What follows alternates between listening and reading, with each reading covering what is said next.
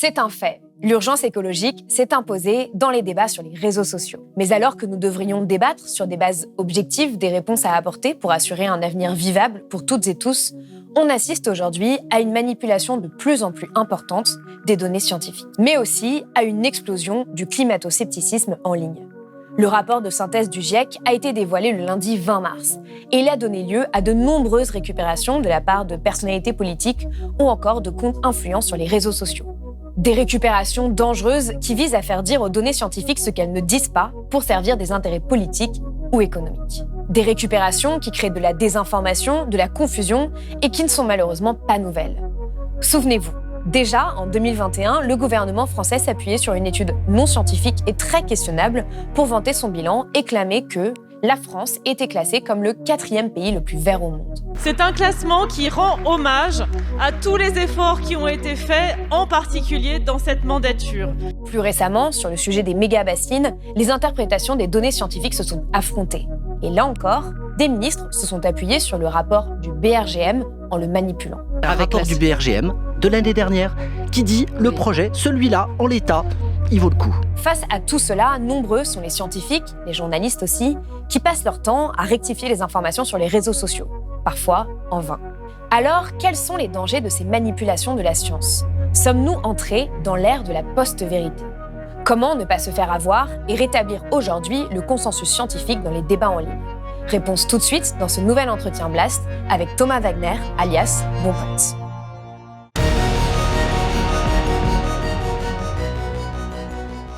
Thomas Wagner, bonjour. Bonjour. Merci d'être venu sur le plateau de Blast. Alors, vous êtes plus connu sous le nom de Bon Pote et depuis 5 ans sur votre site et sur les réseaux sociaux, vous vulgarisez les enjeux écologiques et vous dénoncez le greenwashing. Vous avez aussi publié un livre, Tout comprendre ou presque sur le climat, avec Anne Bray et Claire Marc. Et vous êtes aussi l'une des personnes qui maîtrise le mieux l'évolution du débat en ligne sur les questions écologiques. Vous traquez sur les réseaux sociaux les réactions des politiques, des comptes influents sur ces questions. Vous les interpellez aussi très souvent. Vous êtes un peu connu pour ça, c'est votre marque de fabrique. Avant d'en venir à cette question de manipulation des données scientifiques, de greenwashing en ligne, etc., en quoi est-ce que, comme vous le dites dans votre tout dernier article, La dangereuse récupération politique du GIEC, la majorité des politiques aujourd'hui sont climato-rassuristes selon vous ? Alors, on peut déjà définir ce qu'est un climato-rassuriste. On fait vraiment le distinguo avec les climato-sceptiques. Donc, eux ne reconnaissent pas le réchauffement climatique d'origine anthropique, donc d'origine humaine. Là, en fait, ça, c'est politiquement plus très vendable. Donc, d'autres personnes sont passées à une autre étape aujourd'hui, c'est les climato-rassuristes. Donc, je crois que c'est de mémoire Christophe Cassou, le premier, un auteur du GIEC, qui a commencé à en parler sur Twitter et utiliser ce mot-là. Ils reconnaissent le changement climatique. En revanche, au niveau des solutions et de ce qu'il y a à faire, ils vont vous dire « vous inquiétez pas, tout va bien se passer, la technologie va nous sauver ». Et aujourd'hui, il y a aussi toute cette question de l'humain s'est toujours adapté. Ah bah bien sûr, ça c'est un grand classique qu'on a d'ailleurs réfuté. C'est l'un des chapitres de notre livre avec Magali Regaza qui est au Conseil pour le climat. Et donc cette question-là, c'est ne vous inquiétez pas, tout va bien se passer. L'humain effectivement s'en est toujours sorti, etc. Et quand on regarde le spectre politique aujourd'hui, c'est 70-80% des grands partis politiques qui prennent cette posture-là. Ça va en gros du centre à l'extrême droite. Le centre étant, là je vais aujourd'hui appeler le centre Emmanuel Macron, donc le gouvernement, même si je ne pense pas qu'il soit vraiment très au centre. Et ensuite, il y a tous les politiques de droite et donc d'extrême droite qui, eux, ont cette posture-là, 100%. La gauche est un petit peu différente, donc Europe Écologie Les Verts et LFI, eux ont une posture où effectivement ils disent qu'il faut un changement de société beaucoup plus profond que ce que le présente le gouvernement Macron et la droite et l'extrême droite. C'est quoi les dernières déclarations climato-rassuristes qui vous ont particulièrement frappé ? C'est probablement la récupération du gouvernement qui récupère. Là, le rapport du GIEC vient de sortir il y a 10 jours.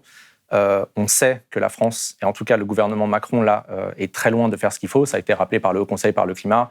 Au-delà des ONG, en fait, c'est rappelé même par les scientifiques et le Haut Conseil pour le climat qu'on devrait faire au moins 2 à 3 fois plus. Typiquement, un chiffre, les émissions en 2022, elles ont baissé de 0,3% pour les 9 premiers mois en France. Ça devrait baisser de au moins 5%. Donc on est très très loin de faire ce qu'il faut.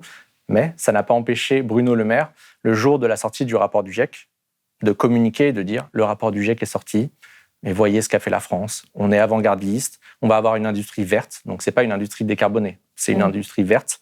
Donc les mots sont importants et donc de récupérer ensuite... Il parle aussi de décarbonation de l'économie qu'il a bien engendré. Bien sûr, et donc c'est grâce à eux, en fait, quand on regarde les chiffres, c'est juste des paroles, en fait, et des promesses, etc. Quand on regarde les chiffres, c'est pas du tout effectif. Mais ils continuent et récupèrent le rapport du GIEC.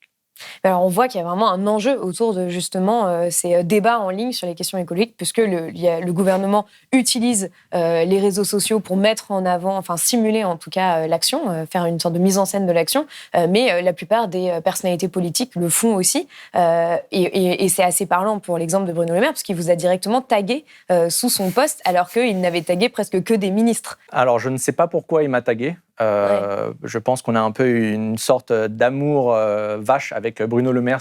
En gros, en l'occurrence, c'est sur LinkedIn. Je ne sais pas du tout pourquoi il m'a tagué. Probablement parce que le fait de me taguer va m'interpeller et que si je réponds, comme j'ai plutôt une grosse communauté sur LinkedIn, ça va faire réagir et donc donner de la visibilité à son post. Je ne vois pas trop d'autres explications parce que je pense qu'il sait qu'ils ne font pas assez et qu'une personne comme moi va forcément lui rappeler un peu, d'ailleurs c'est ce que j'ai fait, rappeler que son action était très insuffisante. Après, je pense que c'est aussi une stratégie de prendre en considération les personnes qui sont influentes en ligne sur les questions écologiques. Bien sûr, sur la lutte. Comme l'a fait Emmanuel Macron en répondant à votre question quand il s'est pris pour un youtubeur pour répondre aux questions sur l'écologie. C'est vrai. J'ai ensuite Bon Pote sur Instagram qui m'écrit « Quand allez-vous appliquer les mesures proposées par la Convention citoyenne pour le climat et respecter votre parole ?» De toute façon, c'est une récupération. Ces gens-là ne sont pas bêtes. Je sais que beaucoup de personnes les considèrent bêtes, mais moi, pas du tout. Ils ont des personnes pour les conseiller aussi pour la com. Donc, s'ils le font, c'est qu'il y a une raison. Et ça montre effectivement qu'ils sont dans le dialogue, comme s'ils étaient dans le dialogue. Et c'est ce qu'ils ont fait typiquement en 2020, quand l'activiste Camille Etienne est tourné autour de l'Assemblée nationale, essayer d'interpeller sur le manque d'action du gouvernement. Barbara Pompili, qui à l'époque était la ministre de l'Environnement, a dit « venez, on va dialoguer ». Ils ont parlé 1 heure avec les jeunes, ensuite ils ont fait une photo et c'est fini derrière. Donc c'est une façon aussi de dire, vous voyez, on est dans le dialogue, mais derrière, en fait, ils ne font rien de spécial. Donc, oui, c'est comme Emmanuel Macron qui a proposé aussi aux jeunes de dernière rénovation de les recevoir après l'altercation avec l'un des militants lors du salon de l'agriculture. Non, c'est la vie de ma petite sœur, c'est la vie, c'est ma vie, c'est la vie de tous les enfants qui sont là et vous le savez très bien. Vous le savez très bien, vous avez les rapports scientifiques sur votre bureau.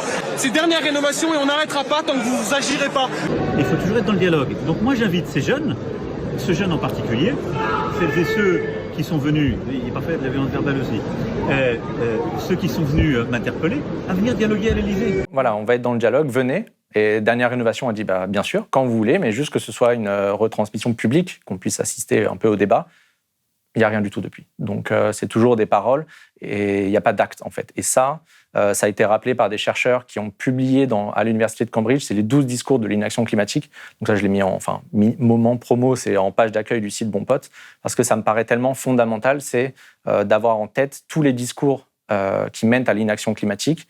Et ça, d'avoir des paroles et des actes, c'est l'un des discours, le 7e, qui dit « on est les meilleurs ». On est les champions de la Terre. Donc, Emmanuel Macron avait été de mémoire champion de la Terre en 2017 ou quelque chose comme ça. Mais en fait, dans les faits, on est à des kilomètres de faire ce qu'il faut. Alors, rapidement, c'est quoi les 12 discours de l'inaction climatique ? Alors, pour les autres discours, les plus connus... En tout cas, les plus importants à décrypter. Les plus importants, je crois que les 3 plus utilisés, il y a le whataboutisme. Donc, en français, c'est le aquabonisme. En gros, c'est le principe de dire... Alors d'accord, nous, on est 1% des émissions. Donc, typiquement, la France, c'est 1% des émissions. C'est un grand classique. Mais regardez les Chinois. Regardez les Indiens, regardez les Américains. C'est à eux d'agir, demandez d'abord à eux d'agir plutôt qu'à nous. Bon, ça, c'est un grand classique. Les partis de droite et d'extrême droite le sortent systématiquement. Ouais. C'est une classique de Zemmour qui l'avait sorti, et puis j'avais réfuté ça sur les réseaux, mais bon, bref. L'objectif de neutralité carbone, il faut l'atteindre. Nous représentons 1%, la France, du CO2 produit mondialement. On doit ou pas ?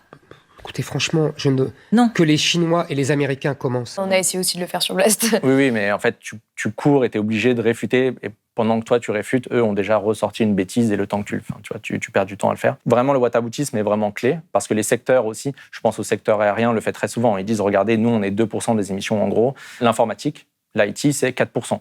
Donc, attaquez-vous d'abord à ce problème. Plutôt qu'à nous. En fait, quand tu regardes en détail, l'IT est plutôt utilisé par 80-90% de la population mondiale. L'aviation, on sait qu'il y a 90% des gens sur cette terre qui n'ont jamais pris l'avion. Et on sait qu'ensuite, les émissions, c'est 1% des voyageurs qui représentent 50% des émissions du secteur aérien. Donc en fait, quand tu commences à regarder en détail, cet argument n'est pas valable. En plus, tous les secteurs doivent réduire en fait, leurs émissions. Donc cet argument n'est pas valable. Et l'un des grands classiques, évidemment, du gouvernement Macron, c'est la redirection de la responsabilité. Typiquement, faire l'apologie des petits gestes. Donc ça, c'est un grand classique je pense à Pannier-Runacher, et d'autres ministres, Bruno Le Maire, Macron, etc. Typiquement, elle avait dit qu'il fallait arrêter d'envoyer des emails rigolos à ses amis. Tous, Français, aujourd'hui, on a envie de faire ces gestes qui permettent de sauver la planète. Et parfois, on n'a pas forcément les bons réflexes. On va fermer la lumière en pensant qu'on a fait des grosses économies d'énergie. Et puis, on va envoyer derrière un mail un peu rigolo à nos amis avec une pièce jointe. Et on aura consommé beaucoup plus d'énergie. Donc, c'est aussi ces petits gestes qu'il faut accompagner. Et moi, je ferai en sorte que cette transition énergétique débouche très rapidement sur des actes concrets. Mais ça devrait faire rire tout le monde. Mais bon, nous, ça nous a fait un peu rire, mais rire jaune surtout. On se dit qu'en fait, ils poussent et repoussent la responsabilité vers les individus, alors qu'on sait que, d'après le 3e volet là, du rapport du GIEC qui vient de sortir, qu'il y ait vraiment des changements profonds, on a besoin de changements structurels. Ces changements-là doivent être amenés avant tout par l'État et les entreprises. Oui, avec des politiques publiques transversales. Exactement, y compris avec l'aide des individus. Mais ça doit aussi et avant tout venir des gens qui sont au pouvoir, évidemment. Bien sûr, parce qu'on vit dans une société donnée et on a des marges de manœuvre qui sont malheureusement limitées. Alors justement, vous venez de parler de la synthèse du GIEC qui est sortie récemment. Donc si on en vient aux récupérations politiques, on a vu que cette synthèse du GIEC, elle a été analysée un peu très différemment en fonction des bords politiques et des intérêts. Dans votre article, vous citez l'exemple de David Linard, qui est le maire LR de Cannes, qui s'est illustré d'ailleurs il y a peu de temps sur Quotidien, avec une sorte de boulgui-boulga un peu compliqué quand même sur les questions climatiques. L'essentiel viendra de notre capacité de capitalisation, d'investissement, de développement d'énergie décarbonée. Bref, mais ce n'est pas seulement ce que disent les scientifiques. Si vous lisez le 3e volet du 6e rapport, sauver la planète avec ça ? Alors la planète, elle existera toujours. Je pense qu'on va pouvoir adapter la vie humaine et respecter les espèces dans lesquelles on vit avec cela. Je sais que c'est pas le discours dominant. C'est pas le discours scientifique surtout. Moi, c'est surtout ça que je voudrais souligner. Je vous trouve péremptoire sur ce sujet. Voilà, c'est un objet de débat. Et qui utilise le GIEC, qui fait un tweet en disant les solutions face à l'urgence écologique résident dans la technologie, la finance, et donc d'une certaine manière, la croissance verte est une solution. Et il n'est pas le seul à le faire. Alors totalement, c'est une posture politique. Bon, il a un parti politique Nouvelle Énergie, parce qu'une fois qu'il s'est exprimé dessus, déjà, c'était un peu complètement hors sol et l'une des pratiques de cherry picking qui consiste à prendre des morceaux qui vous arrangent dans le rapport du GIEC, puisque évidemment le 3e volet du rapport du GIEC présente les solutions d'atténuation, donc de baisse des émissions. Et le principe, c'est de donner l'éventail des possibilités et des solutions pour baisser les émissions. Bon, David Linard, il a pris ce qui l'arrangeait. En l'occurrence, c'était la finance et l'innovation. Il a vraiment mis ça en avant. On sait que c'est nécessaire, l'innovation technologique, ça fait partie des solutions. La finance aussi, on doit rediriger les flux aujourd'hui sont principalement envoyés vers les énergies fossiles. On sait que ça doit aller vers les énergies renouvelables en grande majorité. Et il a raison, à juste titre, mais en fait, c'est ça vraiment du rapport du GIEC. Lui, il n'a pas du tout cité typiquement la partie sobriété, qui est un des volets importants et qui est arrivé dans le rapport de synthèse, y compris pour les décideurs. Donc, c'est validé par les gouvernements. Donc, lui, en fait, tous ces éléments-là, donc lui, il fait plutôt partie de la droite, LR, etc. La droite, l'extrême droite et même Macron, le gouvernement Macron, donc la majorité présidentielle, font le pari aujourd'hui de la croissance verte. Donc, de dire, on mise sur la croissance, on mise sur la technologie et il n'y a pas forcément besoin de sobriété puisque la technologie va permettre de décarboner notre économie et d'atteindre la neutralité carbone en 2050. Bon, on en est très très loin. Je crois en effet, moi, à une écologie par le changement, la transition, l'investissement et la croissance. Ils ne veulent pas changer ce prisme-là.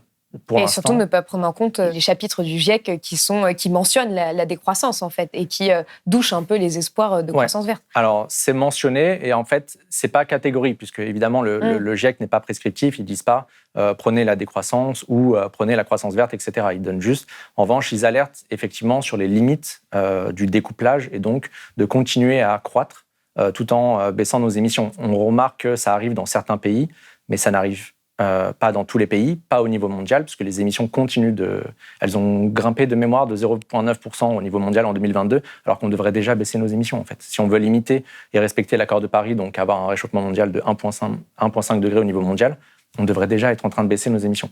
C'est pas le cas. Et principalement dans les pays du Nord, donc la France, dont la France fait partie.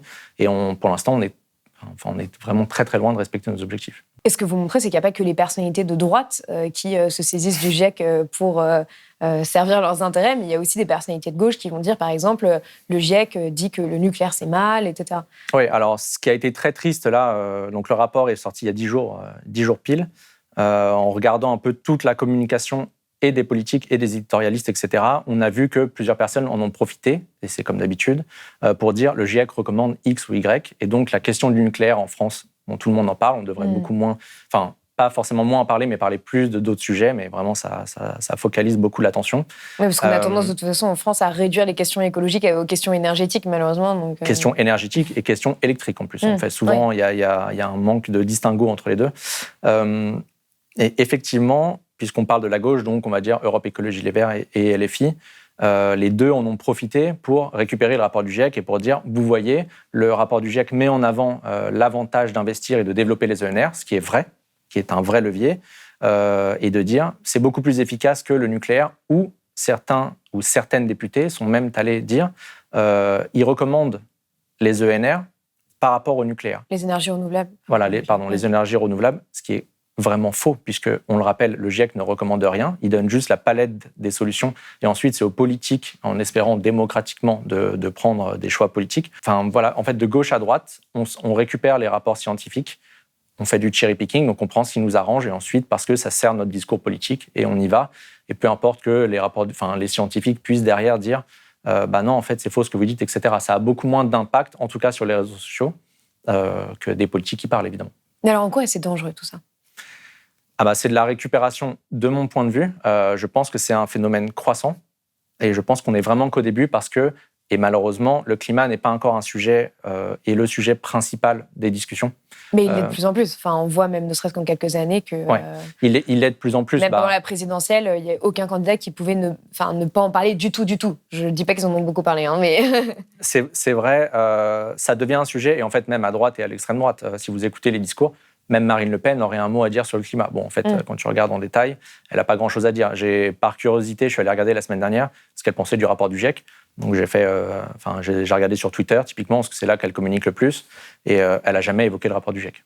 Jamais. Enfin, les 10 dernières années. Donc, et Éric Zemmour non plus. C'est pas un sujet. Et Éric Zemmour non plus. Donc, c'est même pas. On sait que c'est pas un sujet pour eux. Donc, c'est pas le sujet. Mais ça veut pas dire que les personnes qui le citent le citent à juste titre. Mais donc, ce qui est problématique, c'est qu'on a en fait cette espèce de manipulation des données scientifiques qui, là, on parle du rapport du GIEC, mais en fait, on l'a vu avec d'autres rapports. On l'a vu notamment, là, pour citer un exemple de l'actualité, avec Sainte-Soline, avec la question des méga-bassines, des retenues d'eau, où le rapport du BRGM a été instrumentalisé par les politiques, et on a eu des scientifiques qui ont été obligés de venir expliquer non, ce n'est pas ça que dit le rapport. Oui, exactement. Alors, non seulement il y a eu des scientifiques qui sont intervenus, mais il y a aussi la présidente du BRGM qui a dit dans une commission qui est vraiment hyper intéressante, il y a une vidéo d'1h30 à regarder, et qui a même déclaré, s'il vous plaît, arrêtez de faire dire au BRGM ce qu'il n'a pas dit. Donc là, il y a une grosse question autour des méga-bassines. Est-ce que c'est une bonne idée ou une mauvaise idée ? Donc on polarise le sujet, alors qu'il faut regarder de façon globale, discuter de l'usage de l'eau, etc. Et ensuite, il faut regarder au niveau local. Donc là, en l'occurrence, c'est dans les Deux-Sèvres pour les 16 méga-bassines qui sont en question. En fait, le BRGM a répondu à une question avec des données qui datent de 2000 à 2010. Et quand on regarde en détail et qu'on écoute la présidente du BRGM, elle a dit « on a répondu à une question, mais on ne répond pas au futur climatique ». Ça veut dire que dans un cadre où il y a le réchauffement climatique qui a un réel impact, notre étude passée ne répond pas... L'étude a été faite sur la période de 2010. Voilà, exactement. Cette étude ne répond pas. Et ils vont répondre en 2024. Donc, c'est l'année prochaine. Donc, ça ne répond pas, en fait, aux questions. Nous n'avons pas simulé les conséquences du réchauffement climatique, j'allais dire. Et, et nous n'avons pas non plus dit qu'on pouvait nécessairement réaliser des prélèvements en hiver. Nous avions un cahier des charges, on nous demandait une simulation en nous fixant les prélèvements en hiver, en nous fixant les prélèvements en été, et en nous disant, dites-nous ce que ça donne sur les débits des cours d'eau. Le BRGM a répondu à cette question. Et je pense qu'on a ensuite utilisé le rapport du BRGM d'une autre façon. Moi, je suis allé lire le rapport. J'ai écouté notamment 2 auteurs du GIEC qui ont partagé ces travaux et des chercheurs du BRGM. normal. Et ensuite, je vais regarder sur les réseaux sociaux et je vois des personnes comme, on va les nommer, Mac Lesguy, Géraldine Vosner, Emmanuel Ducrot. Donc ces personnes-là qui sont des marchands de doute reconnus et qui sont des comptes très influents sur les réseaux sociaux. Et qui sont des comptes très influents, qui ont environ 100 000 followers de mémoire, et qui disent bien sûr que c'est utile. Voilà ce que dit la science. Donc ils récupèrent la science, ils font dire à la science qu'elle ne dit pas. Et ensuite, et évidemment, les gens qui ne comprennent pas sont des idiots. Enfin, ce qui est bien plus grave encore ici, c'est qu'on a le ministre de l'Agriculture, Marc Fesneau, ou encore Christophe Béchu, qui s'appuie sur ce rapport et le manipule, alors même que ses auteurs disent « ne le manipulez pas, s'il vous plaît, ce n'est pas ça que... » C'est vrai, mais cette semaine, c'est vraiment une très bonne remarque. Cette semaine, Marc Fesneau est passé dans une matinale, je ne sais plus si c'était France Inter de mémoire... Européen, pardon. Les études scientifiques disent que c'est bon, le cadre juridique est posé. Et Christophe Béchu, les deux sont passés. Un rapport du BRGM de l'année dernière qui dit le projet, celui-là, en l'état, il vaut le coup. Et les deux se sont appuyés sur cette étude du BRGM en faisant dire au rapport ce qu'il n'a pas dit. Et évidemment, en face, aucune contradiction. Et j'ai vu certains auteurs du GIEC derrière essayer de courir après et de communiquer sur les réseaux pour dire « mais attention, le rapport ne dit pas ça, mais encore une fois, quelle audience tu as quand tu fais quelques likes sur les réseaux versus un ministre en qui tu devrais avoir confiance, qui dit tout le contraire de ce que dit l'étude ». Mais c'est ça l'énorme problème aujourd'hui, c'est qu'on voit, en fait, il y a des auteurs et co-auteurs du GIEC, enfin des co-auteurs du GIEC comme Christophe Cassou ou d'autres scientifiques comme Magali Rizza qui passent leur temps à faire du fact-checking sur les réseaux sociaux, à aller interpeller en disant non, ce n'est pas ce que dit la science, etc. Mais on a l'impression que, bon, évidemment, il y a des gens qui arrivent quand même à lire les deux, mais que c'est presque vain parce que c'est prouvé, notamment sur la question des fake news, qu'une fake news va avoir 10 fois plus d'audience, je crois, en moyenne, que son démenti. Oui, je crois que ça, alors il faut toutes les nuances. J'entends ce truc de la fake news se partage 6 fois plus que la vraie news, mais c'est ce qui est arrivé sur les méga-bassines. Sincèrement, j'ai vu les comptes influents, en l'occurrence, qui en ont parlé avec un ton agressif, donc on sait que ça aussi, ça participe à la viralité, ont eu 4000, 5000 réactions sur les réseaux. En revanche, quand des scientifiques comme Florence Abetz sont intervenus, quand Magali Regaza a fait tout un post pour expliquer, attention, pour les nuances, etc., il y a eu à minima 10 fois moins de réactions et parfois 100 fois moins. Donc en fait, c'est vraiment très difficile. Et c'est ce qu'on essaye de faire. En tout cas, moi, c'est ce que j'essaye de faire avec mon pote et que d'autres personnes relaient. Enfin, c'est ce que vous faites très bien à Blast. C'est de dire, attention, il y a quand même quelques nuances à prendre en compte et de pousser la voix des scientifiques. C'est vraiment, c'est ce qui me paraît très important.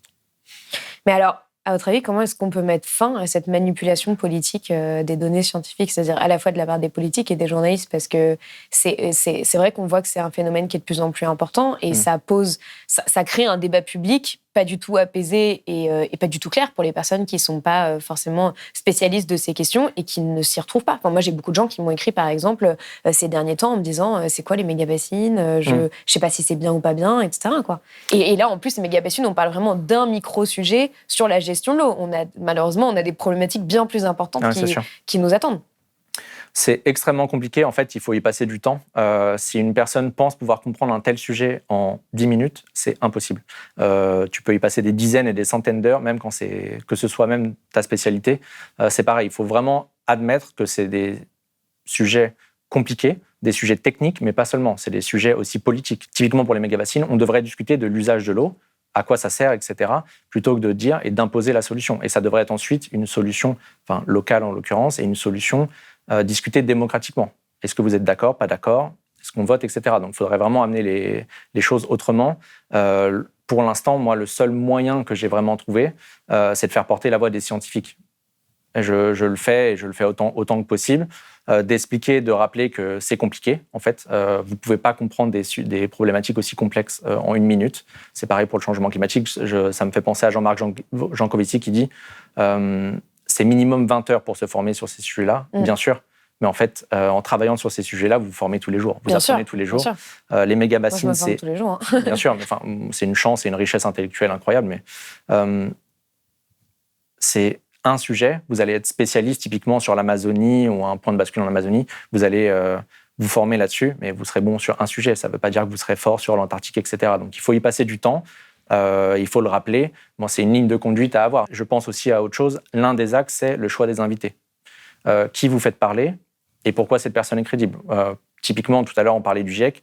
Il faut d'abord expliquer pourquoi le GIEC est fiable, pourquoi pourquoi la construction, voilà, c'est un peu d'épistémologie, et pourquoi cette source est plus fiable qu'une autre personne. Ensuite, les émissions de télé, les matinales, il faudrait que, quand tu as une personne, typiquement un ministre, Christophe Béchu ou Marc Fesneau, quand ils sont invités, il faudrait que la journaliste ou le journaliste soit capable de reprendre, en fait, instantanément, bien sûr. Et de ne pas laisser dire des bêtises. Ça n'arrive quasiment jamais. Et c'est ce qu'on a vu aussi pendant la présidentielle, quand il y avait des interviews et qu'il y avait un moment, une thématique sur l'écologie. Et que... Bien sûr. Enfin, quand ça parlait de l'écologie. Oui, quand ça parlait d'écologie, à la fin, 5 minutes, souvent, en fait, les journalistes, n'étant pas formés sur ces questions, n'étaient pas capables de rétorquer des chiffres. De challenger au moins. Certains exactement, et d'avoir les ordres de grandeur. Donc ça, c'est hyper important. Le gros problème, c'est qu'il y a aussi énormément d'émissions aujourd'hui qui font une certaine audience à la télé, qui va être une audience plus âgée, parce qu'il y a de plus en plus de personnes qui regardent pas la télé. Enfin, la moyenne d'âge de France Télévisions, par exemple, c'est 62 ans. Et donc, les extraits se retrouvent sur les réseaux sociaux. Et donc, les gens, en général, ne voient pas l'émission en entier, voient juste les extraits sur les réseaux sociaux et se font un avis sur la question avec ça. Il y a un peu une bataille des images. C'est-à-dire qu'on l'a vu notamment, par exemple, avec l'interview de Yamina Seb, qui est co-autrice du GIEC, qui est spécialiste de la sobriété, que j'avais reçue sur Blast, qui a fait une séquence sur BFM TV cet été en expliquant qu'il fallait interdire les jets privés, qu'il y avait en gros qu'il fallait revoir totalement notre consommation à l'aune de l'urgence écologique. Ça peut aller très loin. Mais donc là, on peut même dire le jet privé, que ce soit pour un loisir ou pas. Ça n'a aucun sens en fait. Ensuite, qu'est-ce qu'on fait? Les piscines aussi, vous dites? Par exemple, les piscines individuelles, ça n'a pas de sens. Les piscines individuelles, quand vous êtes, ce sont des activités qui ont plus de sens quand elles sont pratiquées collectivement que quand elles sont pratiquées individuellement. Et personne n'a regardé BFM à l'heure où elle est passée. Tout le monde a vu l'extrait sur les réseaux sociaux. Il a fait presque 1 million de vues et elle a été harcelée après pour avoir dit tout ça, alors que c'est une scientifique, quoi. Oui, elle est autrice du groupe 3 du GIEC. Elle connaît son sujet. Ça m'a beaucoup touché l'été dernier parce que Yamina Saeb est quelqu'un qui a apporté beaucoup d'un point de vue scientifique et qui a poussé le sujet de la sobriété pour le groupe 3 du GIEC. Et elle s'est fait incendier, elle s'est fait insulter, alors qu'elle est quand même compétente, c'est son boulot. Mais évidemment, il y a Jean-Michel sur les réseaux sociaux qui est venu lui dire « Bon, toi, tu connais pas bien ton sujet ». Bah si, en l'occurrence, et parce qu'on parle des jets privés, c'est injustifiable. En fait, elle disait qu'il fallait réduire ou interdire l'usage des jets privés, mais elle a entièrement raison. Elle disait aussi qu'il fallait arrêter les piscines individuelles, oui, le ou golf, etc. En tout cas, rendre ça... C'est ça aussi qui faisait polémique. Bien sûr, mais rendre ça plus collectif. Mais elle a raison. À un moment, on va devoir arbitrer sur l'usage de l'eau. On s'en sert pour quoi? Pour des loisirs ou pour manger, etc. La question doit être posée. Et évidemment qu'elle a raison, parce que ces sujets-là ne sont pas encore discutés, mais soit on en discute maintenant, soit on attend, et on sait qu'avec le réchauffement climatique, il y aura plus de canicules, sécheresses, etc. Donc les aléas climatiques vont augmenter, en tout cas en fréquence. C'est maintenant qu'on doit en parler, en fait. On ne va pas en parler dans 20 ans et s'alerter là-dessus. Donc, Yamina a entièrement raison. Et bon, j'ai trouvé ça triste et à la fois inquiétant qu'une autrice du GIEC soit autant attaquée, très peu défendue ensuite d'ailleurs, mais qu'elle soit attaquée, y compris par des partis politiques. J'ai vu David Linard, que j'ai mis dans mon article là. David Linard, je ne sais plus qu'est-ce qu'il lui a dit. Donc le maire de Cannes. Le maire de Cannes, c'était attention, il fallait faire attention avec ces dérives autoritaires. Mais en fait, quelle est la réalité scientifique? À partir du moment où tu fais un aller-retour en jet privé, prenons un exemple, Paris-Cannes, c'est plus de 2 tonnes de CO2. Donc en gros, tu dépasses ton budget carbone, on doit faire en dessous, etc., par personne. C'est une horreur climatique, en fait, et ça ne se justifie pas. Et le gouvernement devrait le savoir. On devrait réduire l'usage des jets privés, c'est indiscutable, scientifiquement parlant. Tu ne peux pas, en pleine urgence climatique, justifier ça. Mais le maire de Cannes l'a quand même comparé lui a dit qu'elle avait c'était attention à la dérive autoritaire. Donc, bon. Non, mais et ce harcèlement, d'ailleurs, en ligne, cette violence en ligne autour des questions écologiques, on voit qu'il est de plus en plus important. Je sais que vous le vivez, moi je le vis aussi. Et on a aussi un essor du climato-scepticisme, c'est-à-dire que moi je vois vraiment en commentaire sous mes vidéos, sur Twitter, assez souvent en ligne, des gens qui m'écrivent « il n'y a pas de consensus scientifique, le climat a toujours varié, vous dites n'importe quoi, vous effrayez pour rien, etc. » Et en fait, cette sensation que ça a augmenté a été prouvée récemment par une étude du CNRS qui a été publiée en février et qui a montré que l'activité du climato-scepticisme, qu'ils appellent dénialisme, climato-dénialisme, a été multipliée par 6 entre 2021 et cet été. Alors qu'en France, avant, on était beaucoup moins touchés par le climato-scepticisme. Est-ce que ça montre pas aussi qu'il y a vraiment une nécessité de se saisir de cette question du débat en ligne sur les questions écologiques, où j'ai l'impression que très peu de gens, en fait, en parlent et s'en saisissent? Alors, c'est inquiétant parce que le climat n'était pas un sujet avant, ça le devient. Et forcément, il va y avoir, à partir du moment où tu veux maintenir un système, tu vas aller tacler les gens qui veulent le changer. Donc ça, c'est la base. En l'occurrence, moi, quand je passe mon temps à alerter pour dire il faudrait réduire la consommation de viande en France, il faudrait réduire l'usage de la voiture individuelle en France, il faudrait réduire le nombre de vols et du secteur aérien, évidemment que tu vas te faire insulter parce que ça déplaît à certaines personnes, etc. Donc ça, c'est surtout aussi la complexité de faire passer un message qui est complexe, c'est-à-dire de dire il faudrait réduire, mais il faut évidemment que ce soit accompagné, il faut proposer des alternatives, etc. J'allais venir. Pour l'usage de la voiture individuelle, bien sûr qu'il y a des Français qui n'ont pas le choix et il faut prendre ça. Moi, en tant que Parisien, j'ai accès au transport en commun. Donc, c'est très facile pour moi de changer et d'aller vers la mobilité active. Mais évidemment, je n'en veux pas une seconde, en fait, aux Français qui n'ont pas le choix. En revanche, ces personnes-là devraient voter pour les politiques qui vont amener les changements structurels et donc donner la possibilité d'avoir des transports en commun ou d'avoir la possibilité de faire du vélo et de créer des infrastructures pour les vélos, etc. Pour revenir aux climato-sceptiques, effectivement, il y a une étude de David Chavalarias qui est superbe, là, qui est sortie en février, et qui montre en fait le nombre croissant de climato-sceptiques, ou en tout cas de personnes qui prennent la posture climato-sceptique, parce que c'est une posture politique. En fait, aujourd'hui, les principaux partis politiques, personne n'a cette posture-là. Ils sont plutôt climato-rassuristes. C'est ce qu'on disait tout à l'heure. Et de voir qu'il y a une très grande augmentation des comptes qui, avant, étaient anti-vax, ou en tout cas avaient une posture politique d'anti-vax. Et comme là, le sujet du Covid disparaît, maintenant, il faut exister politiquement, en fait. C'est ça leur jeu. Et donc, ils se disent, on a trouvé un nouveau terrain de jeu, c'est le climat. Donc ça, c'est aussi, à nouveau, une posture anti-système et anti-science, alors qu'il y a un consensus scientifique. Il n'y a plus aucun État ou organisme international qui dit ou qui nie le changement climatique d'origine anthropique depuis 2007. Mais eux, ils te disent, non, en fait, les scientifiques n'ont pas raison, moi, je sais la vérité. Donc, il y a un vrai danger à apporter. Et très récemment, il y a une étude qui vient de sortir ce matin, je ne l'ai pas encore lue, je l'ai juste parcourue, mais très intéressante sur, depuis l'arrivée de Elon Musk sur Twitter, comment ont évolué les comptes pro-climat, ou les gens qui parlent du climat et qui alertent sur le climat, et les climato-sceptiques. Et en fait, ça montre, mais les chiffres sont hyper inquiétants. En fait, le nouveau système d'algorithmes qu'a mis en place Musk, les gens qui parlent, qui sont anti-climat et pro-fossiles, surtout, comme Michael Schellenberger, par exemple, aux États-Unis, et quelques gros comptes aux États-Unis, ils ont fait x2, x3 en audimat. Donc ça, c'est hyper inquiétant.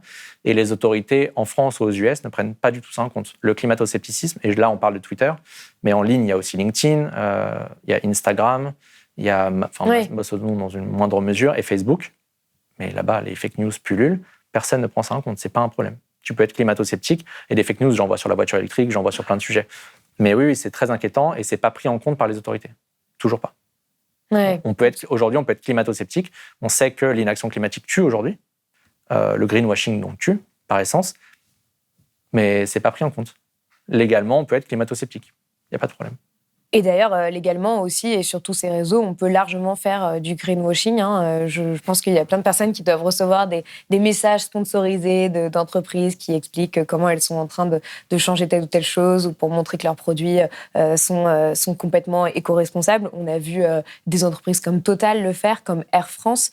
Ça aussi, c'est quand même assez inquiétant de dire que maintenant, ces entreprises, elles sont plus dans une posture de climato-scepticisme comme elles ont pu l'être, ou de plus ou moins déni en n'en parlant pas du tout, et climato-scepticisme plutôt pour les entreprises fossiles qui ont fabriqué le doute. Mais maintenant, elles disent, OK, le changement climatique existe et nous allons régler le problème. Ne vous inquiétez pas, restez bien au chaud chez vous. C'est exactement ça, parce que Total avait une posture, donc on sait, grâce à des travaux d'historiens, de mémoire, tu les as même reçus sur Blast, qu'on sait que Total a semé le doute et a menti en fait sur la responsabilité du changement climatique et de ses activités sur le changement climatique depuis 1971, donc ça fait un peu plus de 50 ans. Il y a eu 3 phases en gros. La première, c'était non, nos activités ne participent pas au changement climatique. Il y a eu une phase pour dire on n'est pas sûr, donc ça a duré entre 10 et 20 ans. Et il y a la nouvelle phase, c'est ce que Naomi Oreskes appelle les fossil fuel savers. Donc en gros, ils disent OK, effectivement, on a participé au changement climatique, mais vous inquiétez pas, maintenant on est la solution. Donc si tu écoutes Total et tu regardes leur communication, en fait, c'est grâce à eux que le changement climatique va être arrêté, stoppé.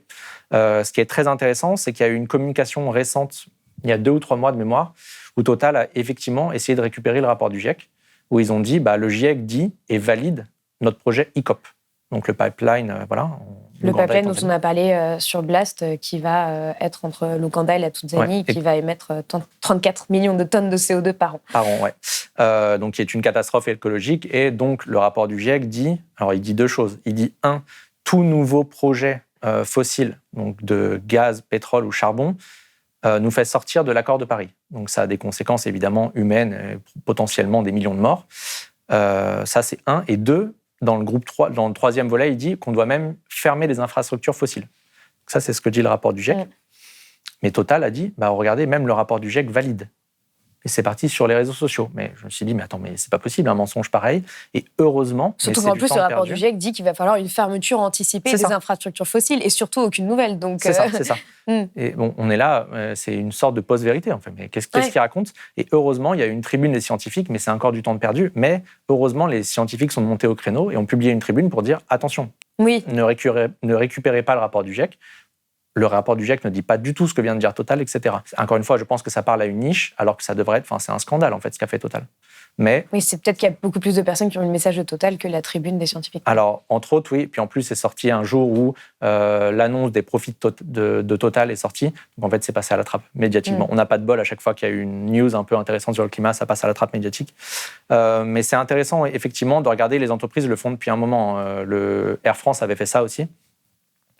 Ils avaient dit, présenté sur leur site, nos vols sont neutres en CO2. Donc en fait, quand tu es un citoyen, entre parenthèses, qui n'est pas forcément conscientisé sur les enjeux écologiques, tu prends l'avion, tu vois que c'est écrit neutre en carbone, ou au pire, tu mets 1 euro et tu plantes un arbre. En fait, tu dis qu'il n'y a pas de problème. Merci Air France, et grâce à eux, etc. Et donc, ils avaient publié ça un lundi, quelque chose comme ça. Et Valérie Masson-Delmotte, qui est coprésidente du premier groupe du GIEC, avait dit, en fait, attention, le GIEC ne dit surtout pas ce que vous venez de dire, plus le GIEC ne recommande rien. Et en fait, Air France avait été forcé de changer sa communication dans les 48 heures. Donc, vous n'avez plus le droit de dire qu'ils étaient neutres en CO2. Ouais, donc en fait, donc l'interpellation marche quand même. Et c'est du temps perdu pour les scientifiques parce qu'ils n'ont vraiment pas que ça à faire. En fait, eux ont fait leur job. Mais c'est pour ça qu'il faut que ce soit relayé ensuite par les citoyens. Donc, voilà.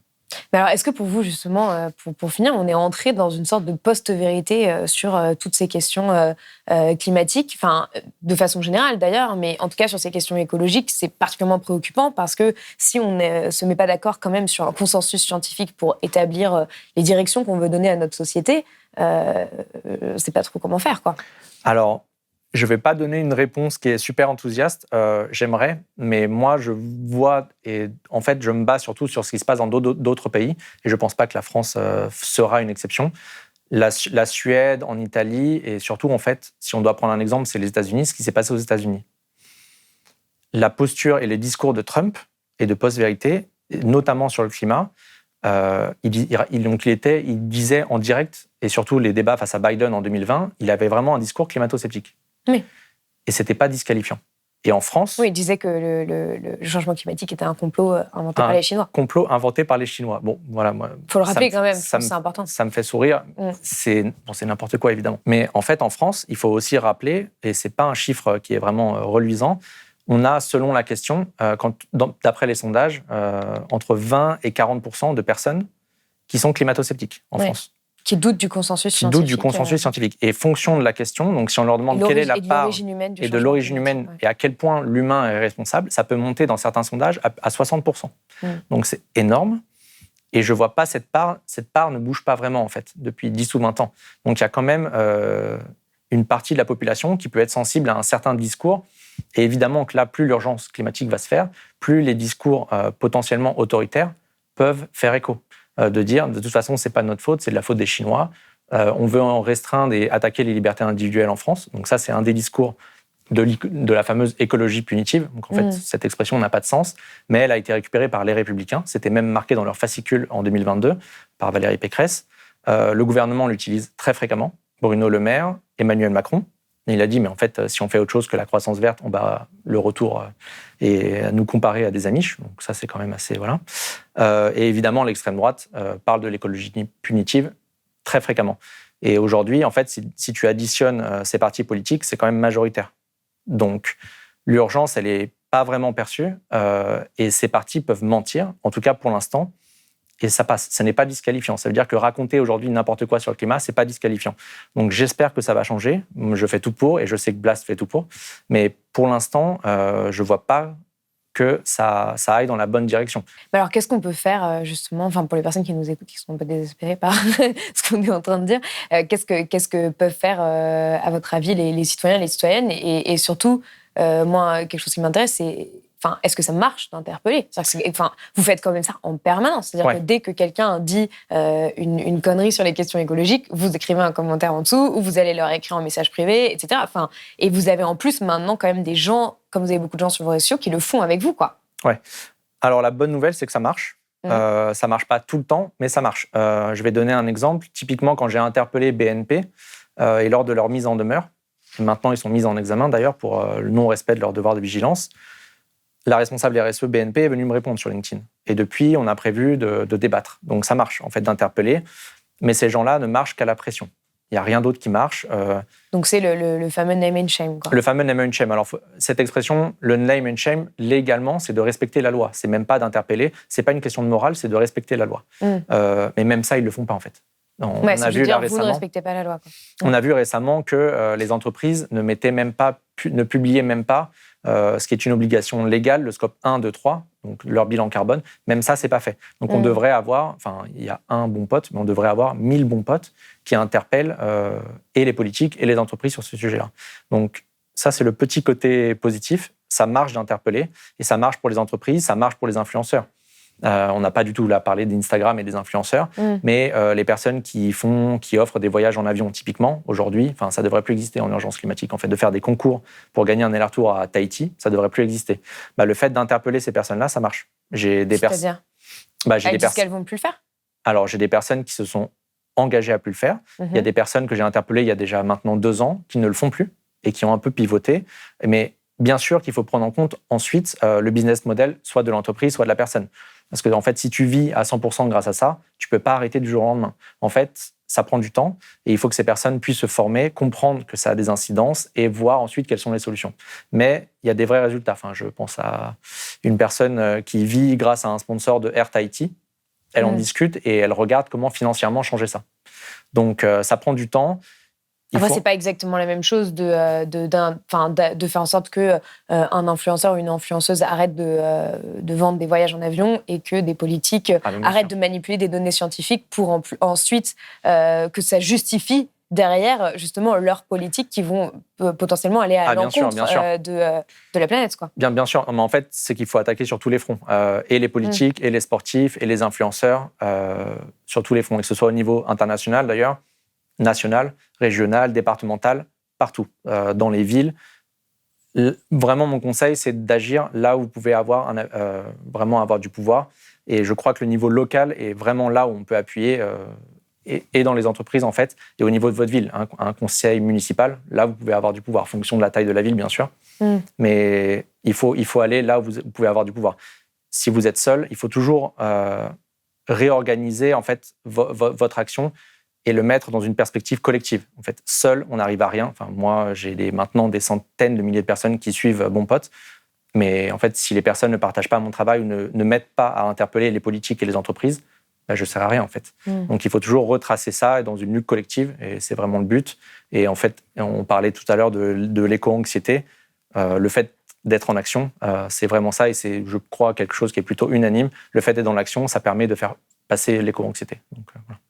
Et interpeller les politiques, du coup, ça peut marcher. Parce que on l'a vu avec Camille Etienne, par exemple, là, qui s'est battue sur l'exploitation des fonds marins. Et par exemple, Bruno Le Maire lui a carrément écrit des messages en privé pour lui dire « nous avons fait ci », comme s'il lui rendait compte de ce qu'il avait fait. C'est assez intéressant quand même. Oui, bien sûr. Mais est-ce qu'il y a vraiment d'autres exemples comme ça, de choses qui ont marché pour vous, par exemple? Oui, il y en a très peu, mais évidemment qu'ils le voient, en fait. Quand il y a des milliers de réactions sur les réseaux, ce qui arrive sur LinkedIn, évidemment qu'ils le voient et qu'ils viennent répondre. Et ensuite, si c'est suffisamment fort et d'être dans le dialogue, on peut peut-être amener à un débat, etc. Après, ça ne suffit pas. On voit qu'Hugo Clément, typiquement, fait un travail d'interpellation sur la chasse. On sait qu'il y a une majorité des Français qui sont contre la chasse. Bon, en fait, le gouvernement s'en fout. Si tu regardes au final, même à plus de 80%, oui, c'est ça, de mémoire, il ne change pas. Donc, oui, ça a été prouvé que Emmanuel Macron a été le président qui a été le plus généreux avec le lobby de la chasse, on va dire. Oui, c'est ça, sans rentrer dans les détails. Mais donc, parfois, ça ne suffit pas. Donc, il y a un rapport de force à installer. Et pour l'instant, il n'y a pas le rapport de force. Et c'est pour ça qu'on a besoin d'être plus nombreux. Ça commence à être le cas, y compris sur les réseaux sociaux. Je pense à typiquement Jean-Marc Jancovici, il y a 2 ou 3 ans de mémoire, il n'y avait que 20 000 personnes qui le suivaient sur LinkedIn. Aujourd'hui, il y a 800 000 personnes qui le suivent sur LinkedIn. Donc c'est bien qu'il commence à y avoir un intérêt sur le climat, mais ça veut dire que tout le monde va s'y intéresser, que les politiques et les entreprises vont pouvoir le récupérer, s'intéresser au sujet, faire du greenwashing, etc. Donc il va vraiment falloir être vigilant, c'est sûr. Les personnes qui vous écoutent et qui nous écoutent, il faut passer du temps pour se former sur les sujets, comprendre que le changement climatique est politique, que le changement climatique est fonction des décisions passées, présentes et futures, et qu'il faut y aller, quoi. En fait, ce que j'aime à rappeler, en tout cas quand je parle à des entreprises, c'est qu'il n'y a pas de carrière plus importante que la survie d'une partie de l'humanité. Donc il faut y aller, quoi. Merci Thomas Wagner d'être venu sur Blast. Merci. C'est la fin de cet entretien. J'espère qu'il vous a intéressé et permis de mieux comprendre les enjeux autour du débat en ligne sur l'écologie. Si c'est le cas, n'hésitez pas à le partager autour de vous et sur vos réseaux sociaux pour qu'il soit vu le plus possible. Comme toujours, je vous mets plusieurs liens en description pour aller plus loin. Je le rappelle, Blast est un média indépendant. Et pour continuer à faire des entretiens de fond, des vidéos de décryptage, des reportages, nous avons besoin de vous. Alors, pour vous abonner ou faire un don, rendez-vous sur blast-info.fr. À très vite sur Blast.